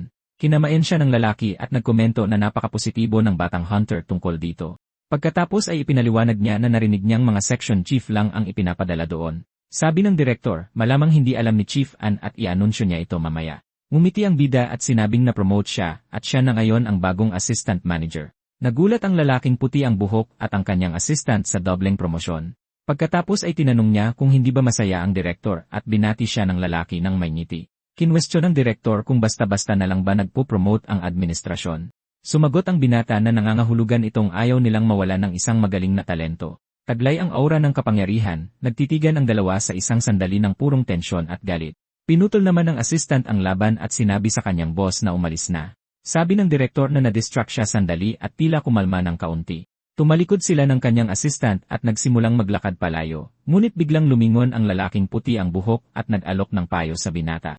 Sabi niya, pagkakamali nila na subukang kalagkarin siya sa ibang lugar. Sumagot ang bida na hindi kailanman magbabago ang kanyang prioridad bilang isang first responder. Nagpatuloy sa paglakad ang dalawa at pinanood sila ng batang hunter mula sa bintana. Bigla, tinawag ng assistant ang pangalan ng direktor na may pag-aalala sa mukha. Sa isang malakas na suntok, winasak ng lalaking puti ang buhok ang sahig sa kanyang dalit. Napakalakas ng suntok kaya tuluyang nawasak ang sahig ng pasilyo. Sa sobrang galit, sumigaw siya at tinawag ng mga walang kwentang insekto ang kanyang mga kaaway. Ang eksena ay bumalik sa opisina ni Director Park Kwang-soo habang pinagmamasdan niya ang lungsod. Nakatayo ang direktor malapit sa bintana ng kanyang opisina na may hawak na tasa. Sinabi niya sa binata na huwag mag-alala dahil sa panlabas, ito'y isang demotion lamang. Ngunit nagbabala ang direktor na kailangan niyang magpakita ng resulta para walang sinuman ang makagalaw sa kanya. Matamang nakikinig ang batang hunter sa mga salita ng kanyang superior sa opisina. Napansin naman ng matandang lalaki na tila may iniisip ang binata. Nagpasalamat siya sa direktor at sinabing may isang bagay siyang gustong itanong. Ngumiti ang binata at sinabing dahil alis na rin naman siya, may hihilingin siya. Humigop ng tsaa ang direktor, iniisip ang hiling ng binata. Habang nakatingin sa lungsod mula sa bintana, inamin niyang tunay na espesyal ang batang hunter. Bumalik ang eksena sa opisina at tila walang tao sa pasilyo ng guild. Nagulat ang isang kasamahang blonde na naging manager ang rookie at ipinadala sa malayo. Tinanong niya ang section chief kung alam niya at agad itong kinumpirma ng matanda. Nag-aalala ang lalaking blonde tungkol sa trabaho, ngunit sinabi ng chief na gagawa nila ito ng paraan. Bukod pa rito, nakakuha ng isang linggong pahinga ang rookie at sinabihan siya ng chief na tawagan siya para sa hapunan. Tinawagan naman ng kasamahan ang bida na sumagot na abala siya sa ngayon. Sumagot ang protagonista na ginagawa niya ang kanyang takdang aralin na matagal nang dapat gawin at nalito ang kausap. Lumalabas na nakasuot siya ng military gear sa gitna ng maraming halimaw na insekto. Ipinaliwanag niya na nililinis niya ang isang pugad ng putakti para sa isang extermination mission. Pagkatapos ay binabaan niya ng telepono ang kanyang kaibigan at sinabing tatawag na lang siya mamaya. Naalala ng bida na 3 araw na lang ang natitira para kumpletuhin ang misyon pero napansin ng binata na gumagawa na ng mga bagong tropa ang mga nilalang. Gayunpaman, wala siyang pakialam at sinabing lalaban siya hanggat kaya pa niyang gumalaw. Sa isang malakas na pagtalon, sumugod siya patungo sa kumpol ng mga halimaw sa himpapawid. Nagniningning sa kapangyarihan ang kanyang mga mata habang naghahanda para sa matinding labanan. Bigla, isang bago at mas malakas na uri ng putakti ang lumitaw sa larangan ng digmaan. Nagsimulang labanan ng Hunter ang mga bagong nilalang sa himpapawid. Nagulat siya dahil hindi niya inaasahan na kayang gumawa ng reyna ng mga ganitong halimaw. Pagkatapos ay inihayag ng system na yon ang mga mapanganib na Swift Wasps. Para silang mga bala at ginagawa lang sila ng reyna bilang huling paraan dahil sa gasto sa enerhiya. Alam ng binata na kung magtatagal ang laban, mapapalibutan siya ng mga ito. Kaya bago pa yon mangyari, nagpa siya ang bida na gamitin ang isa sa kanyang mga kakayahan. Isa sa mga halimaw ang hinila ng buong lakas papasok sa asul na energy vortex. Sabi niya kaya pa rin niyang harapin ang mga ito gamit ang labyrinth bilang mga patibong. Bukod dito, mawawala ng balanse ang mga kalaban dahil sa sibat at magbubukas ito ng daan patungo sa pugad. Lumitaw naman ang reyna ng mga putakti at naghanda para sa laban kontra sa mananalakay. Tila nararamdaman ng higanteng nilalang ang papalapit na presensya ng bida. Patuloy sa paglipad at pakikipaglaban ng Hunter para maabot ang pugad ng reyna. Napansin niya na nagbago ang kilos ng mga putakti para iwasan ang kanyang sandata. Dahil sa mga Swift Wasp at sa bagong estratehiya, naging malinaw sa binata ang katotohanan. Matagal na palang naghihinala sa kanya ang reynang halimaw sa loob ng pugad. Ngumiti siya at nakaramdam ng karangalan na ginagamit nito ang utak para subukang pigilan siya. Ngunit lumalabas na mayroon ng plano ang ating bida para dito. Hindi siya makapagpatawag ng mga halimaw sa labyrinth dahil natalo na ang boss kanina. Kaya iisa lang ang plano ng binata at naghahanda na siyang isagawa ito ngayon. Pumasok siya sa labyrinth at sinimulang hilahin ang mga halimaw papasok sa portal. Ang plano niya ay maglagay ng kaunting bilang ng mga nilalang sa loob ng kanyang labyrinth at pagkatapos ay lumabas ang binata mula sa labyrinth para sa huling bahagi ng kanyang plano. Dahil nakulong na ang mga halimaw, pumosisyon siya para atakihin ang pugad ng reyna. Ngumiti siya at sinabing gagamitin niya ang sibat para sa kanyang huling atake. Pagkatapos ay lumipad ng buong bilis ang binata patungo sa pagsabog sa pugad ng mga putakti. Pagkatapos ay lumapag siya sa gitna ng pugad, handa na para sa paghaharap nila ng reyna. Sa isang mapanghamong tingin, inasar niya ito at sinabing tumigil na sa pagtatago. Sa wakas ay lumitaw ang reyna ng mga putakti at hinarap ang mananalakay sa kanyang pugad. Pagkatapos ay ginamit ng nilalang ang kanyang espesyal na kakayahan na tinatawag na Queen Scepter. Pinagmamasdan ng ating bida ang sitwasyon ng may seryoso at napakapokus na tingin. Napagtanto niya na lumakas ang pheromones ng reyna para tumawag ng tulong. Pagkatapos ay lumipad ang binata papalalim sa pugad para ipagpatuloy ang kanyang pangangaso. Bigla, isang malakas na halimaw ang umatake sa kanya at nagbabala ang kanyang sixth sense sa panganib. Napagtanto niya na hindi ang iba ang tinawag nito kundi isang espesyal na bodyguard. Ang pangalan ng malakas na nilalang na iyon ay Winglash, ang sikretong sandata ng reyna. Nagulat ang binata na gumawa ito ng napakalakas na nilalang para lang pigilan siya, ngunit naiintindihan niya na ang pagpapatawag sa halimaw ay nangangahulugang mahina ito. Sabi niya, kapag bumagsak na ang bodyguard, magiging madali nang pabagsakin ang reyna. Tinitigan siya ng nilalang gamit ang mga nagniningning at handang-handang pulang mata nito. Inakit ng bida ang halimaw sa kanyang vortex, ngunit nagawang makatakas ng nilalang. Sinubukan niyang baliwalain ang bodyguard para unahing atakihin ang reyna, ngunit inatake siya ng nilalang mula sa likod at pinigilan siyang maabot ang kanyang target. Nagawa namang ipagtanggol ng batang Hunter ang kanyang sarili mula sa atake gamit ang kanyang sibat. Isang malaking pagsabog ng enerhiya ang naganap na nagpatalsik sa kanilang dalawa palayo, ngunit hinawakan siya ng halimaw ng buong lakas at nagsimulang lumipad palayo sa pugad. Nagulat ang binata at tinawag na demonyo ang nilalang dahil sa mga ginawa nito. Napagtanto niya na isinakripisyo ng halimaw ang sarili nitong braso para maiwasang mahila papasok. Kahit sugatan, patuloy sa paglipad ang nilalang gamit ang napakalakas nitong mga pakpak. Samantala, naghahanda ang reyna ng mga putakti na atakihin ang bida mula sa malayo. Sinabi ng binata na nakakainis na silang dalawa at inihanda ang kanyang susunod na atake. Nagbabala siya na kahit anong gawin nila, walang magbabago sa kahihinatnan.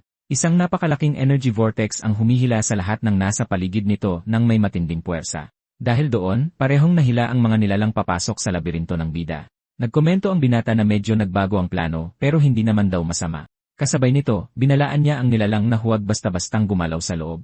Ipinaliwanag ng batang Hunter, muli niyang inayos ang buong labirinto para sa sandaling ito. Pagkatapos ay tinawag niya ang sarili na baliw sa pakikipag-usap sa mga halimaw at pinagana ang kanyang mga bitag. Sa isang simpleng pitik lang ng kanyang daliri, pinagana niya ang lahat ng bitag sa lugar. Pinagana ang bitag na steel rain at bumuhos sa kanila ang isang ulan ng mga palaso. Pagkatapos ay prinotektahan ng nilalang ang reyna gamit ang mga pakpak nito bilang panangga laban sa mga palaso. Nagulat ang binata na prinotektahan ng nilalang ang reyna at pugad sa isang pagaspas lang ng mga pakpak nito, ngunit nakangiti niyang ibinunyag na hindi lang sa iisang direksyon nang gagaling ang mga palaso. Tinamaan ang halimaw mula sa likuran at nagsimulang masunog ang katawan nito dahil sa tinamong pinsala. Hinarap niya ang mga nilalang at sinabing binalaan na niya sila na walang magbabago kahit anong gawin nila. Pagkatapos nito, ibinunyag ng binata na pinuno niya ang buong lugar ng mga bitad para sa kanila. Ngayong natalo na ang pinakamalakas na sandata ng reyna, tila malapit nang matapos ang laban. Nakangiti siyang nagtanong kung silang dalawa na lang ba ang natitira para sa huling pagtutuos.